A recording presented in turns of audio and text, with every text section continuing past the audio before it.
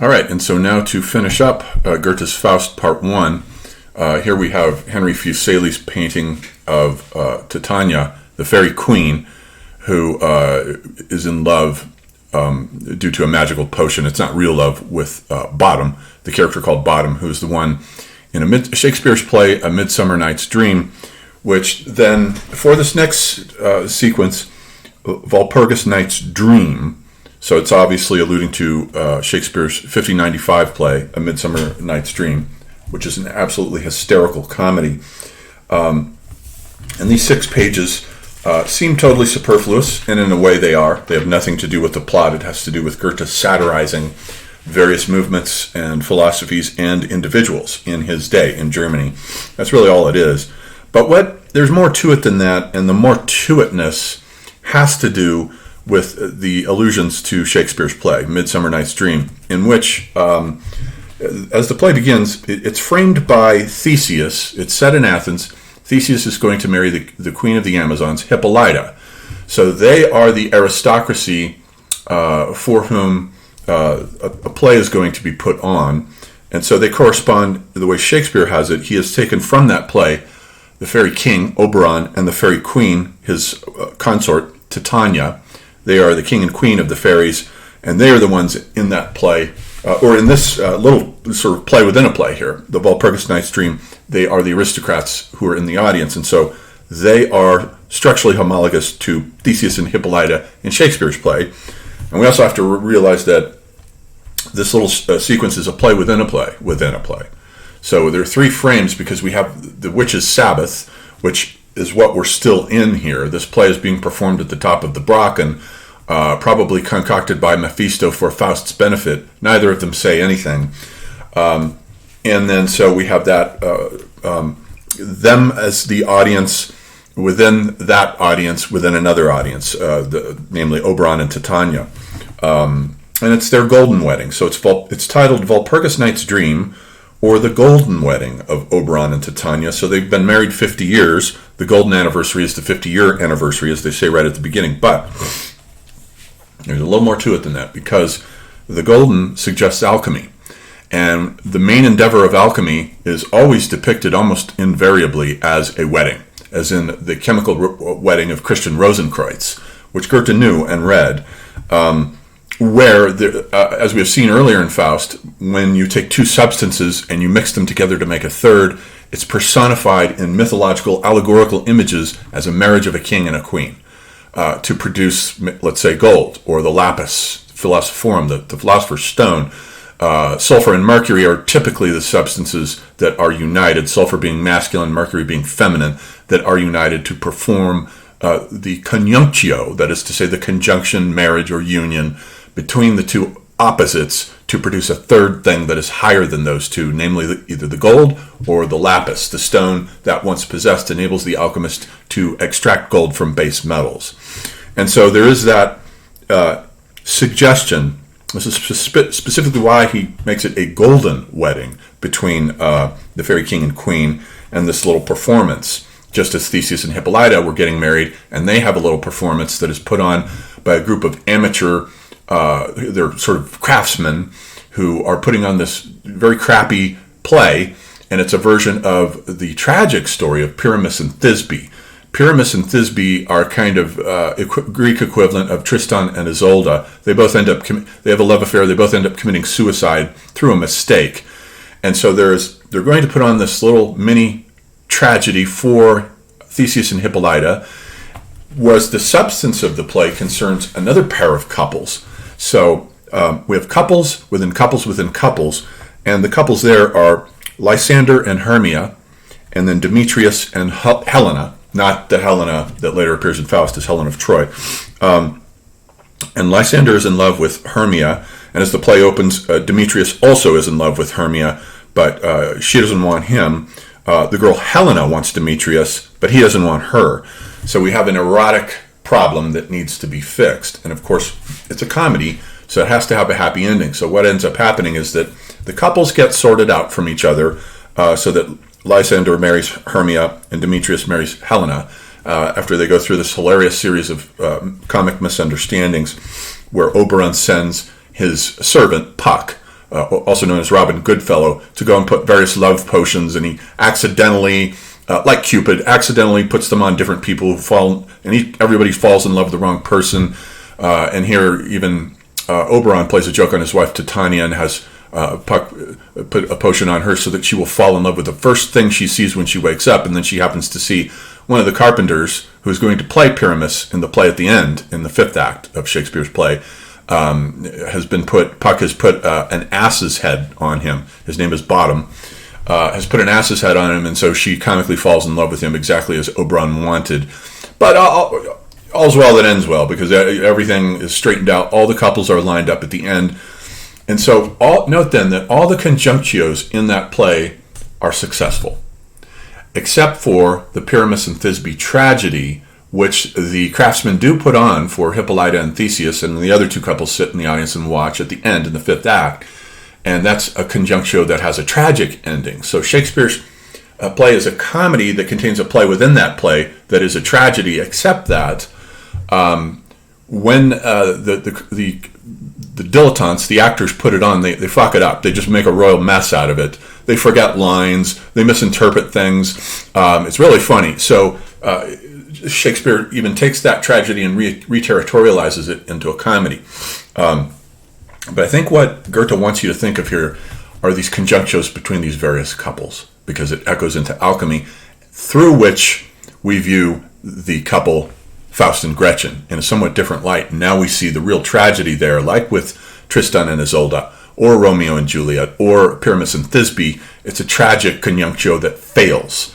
Faust has failed Gretchen and made a mess out of everything.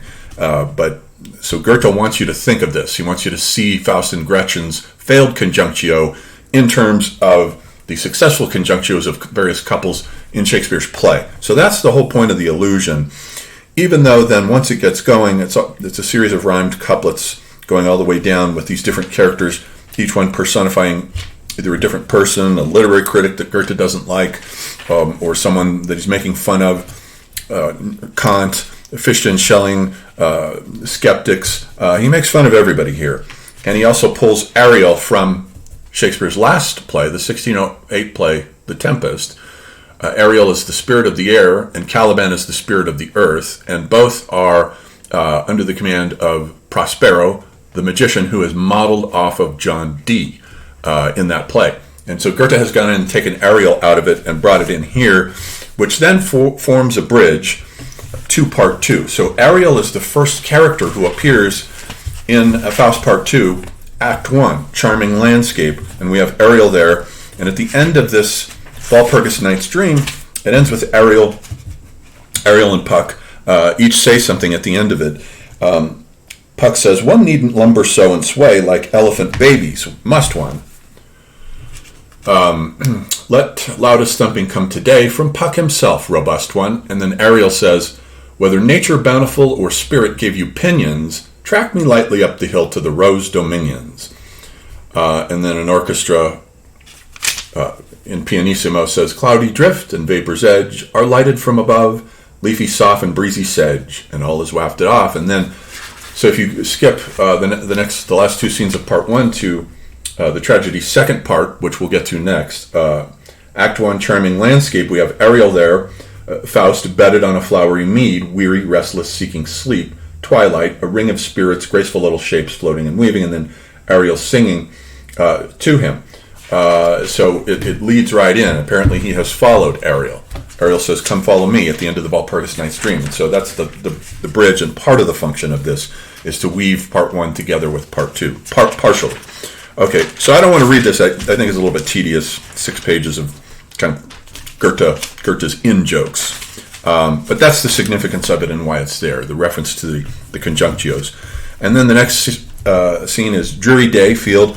And these next two scenes, Night, Open Field, is just a few lines, are lifted almost without change from the original Faust that he wrote when he was in his early 20s. And this scene, Dreary Day, Field, is the only scene that is written in prose. And Faust is really pissed off. He's there with Mephistopheles, and he has just found out what has happened to Gretchen, and he's pissed off that that Mephistopheles didn't tell him about it. And so he's like, "Okay, you are going to get her free. You're going to redeem yourself and me let's go. I want you to get her free. And Mephistopheles is like, well, not so fast. I mean, we can do it, but we have to do it a certain way. I'll give you the keys, and you go in, and you coax her out. And we have to get in and out before the dawn, because at dawn she is going to be beheaded for her infanticide, for drowning her child. And so they hop on a pair of flying steeds here. Let's see, where are they? A pair of flying steeds, and here they are, represented in classical style, flying away.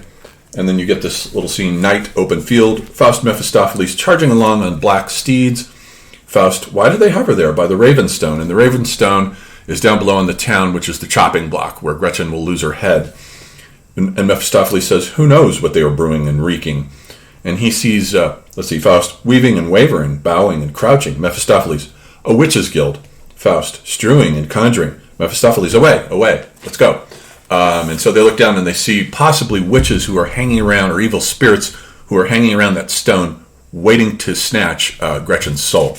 So then we get to the last scene, the heart-wringing scene, the dungeon that gives to the whole play its catharsis. It's Aristotelian purgation through catharsis. It's just heart-wringing. It's even more heart-wringing in the original version in the Urfaust, in which it was written in prose. So you should read that to contrast it. It's a little more effective in prose. He should have left it in prose, but he went back later and changed it to verse. And then so we have here, let's go ahead and read this, since it's the final scene of part one. And we have Faust's dungeon, and here's Delacroix's vision of the dungeon, with them trying to extract Gretchen from her prison.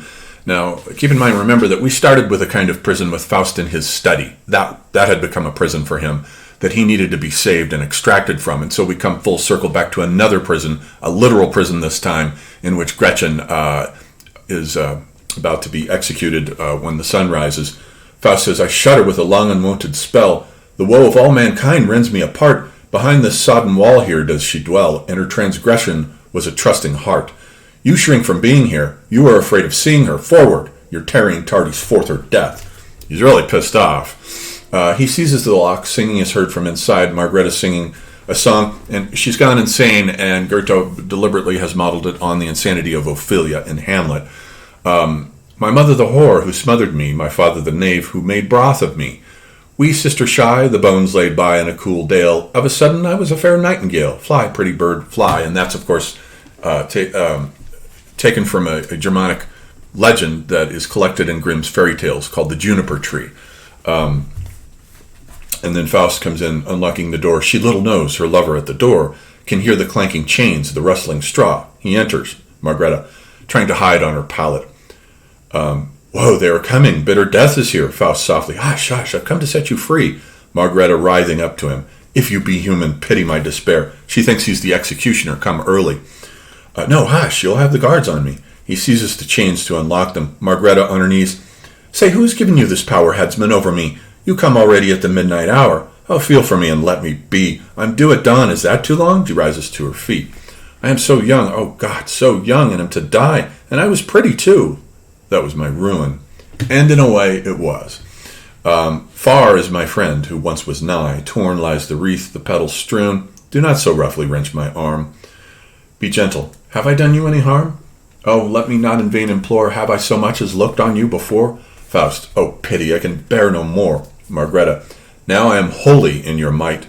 Just let me nurse the child before. I hugged it to me all last night. They've taken it away to make me cry, and now they say, I made it die, and I shall never again be glad. Recall, too, when you're reading this, that about when Gretchen and Faust was first wooing her, that she told about the little infant stepsister that she helped raise, and who also died, but we were never told how. But the implication is that it had something to do with Gretchen. They sing songs about me. People are horrid. An ancient folktale ends like that. Why blame me for it? Faust throwing himself down. See at your feet a lover kneeling, your grievous bonds to be unsealing. Margareta throwing herself down beside him. Yes, let us beg the saints for intercession. This threshold beneath, under these steps hell's depths seethe, the devil gnashing in wrath appalling, crashing and brawling. Faust, Gretchen, Gretchen. Margareta attentively.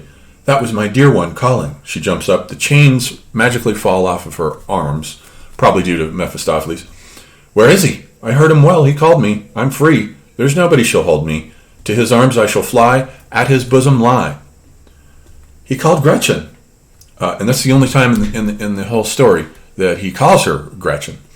On the threshold he stood, through the clangor and howl of the devil's brood, through the sneers, the infernal infuriate drone. I knew it, the sweet, the enchanting tone. Faust, it is I. Margareta, it's you. Oh, say it again, seizing him. It is he, it is he. Where is all my pain? The chains, the dungeon where I languish. You, come to end my anguish. I am saved. Already I see the street anew, where first you came upon my sight, and the dear garden bright, where I and Marta were awaiting you. Faust, come with me, come. Margareta, oh, do not hurry. I love to tarry where you tarry, caressing him. Faust, hurry, for if you tarry, we shall have much to rue it for. Margareta, what? You can kiss no more? My friend so lately gone amiss, and has forgotten how to kiss? Why am I fearful now in your embrace? When from your speeches, from your face, a wave of very heaven overbroke me, and you would kiss as if you were to choke me? Kiss me, or I'll kiss you. She embraces him. Oh, no, your lips are cold, are clay. Where is your love abiding and hiding? Who took it away? So she thinks that he doesn't love her anymore. But he does. He's going to great efforts to get her to come out of the prison. And he says, take heart, dear love, come, let's go. I will caress you with 1,000-fold glow. Just follow, that's all I beg of you. Margareta turning toward him. And it is really you? Is it all true? Faust, it is, come on. Margareta, and you cast off this strap, take me again into your lap. How is it that you don't shrink from me? Why do you know my friend, whom you set free? Faust, come, while the night is deep and stilled.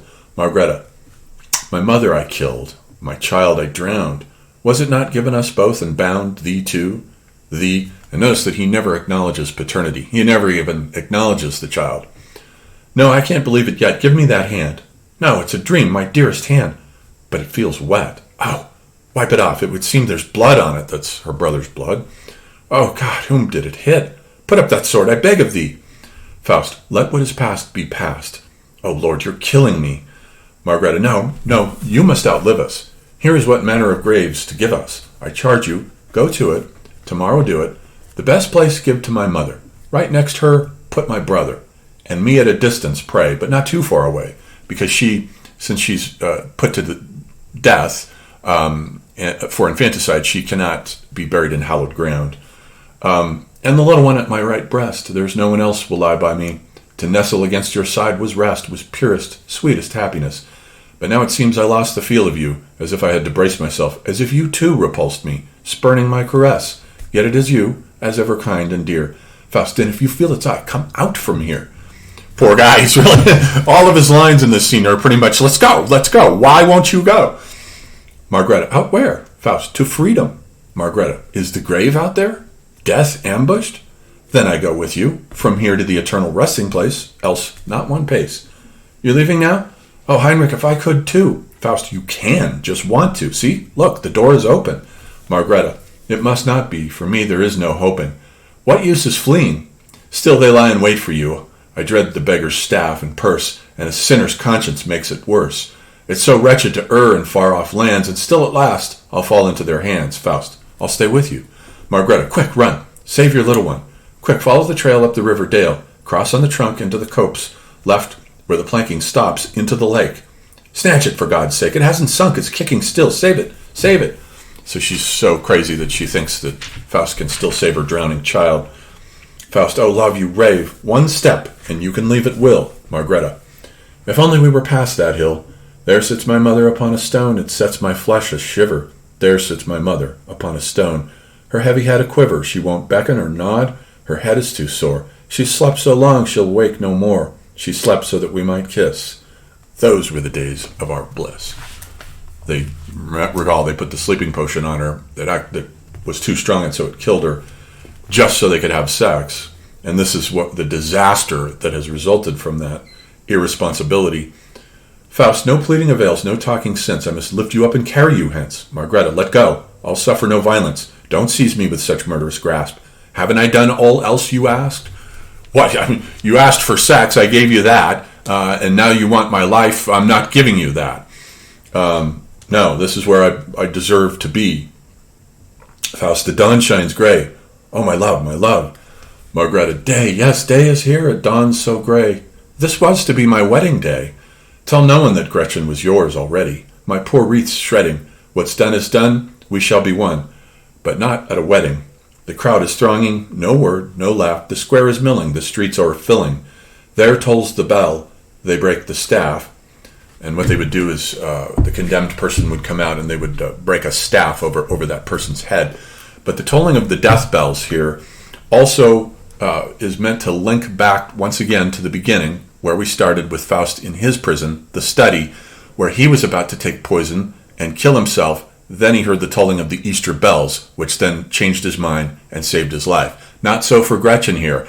The symmetry of the tolling bells signify her death. She is about to have her head chopped off. So her bells do not portend resurrection, except that they do in the spiritual sense. She does reappear at the end of part 2. How they pounce on me, bind me. Already I am on the scaffold laid.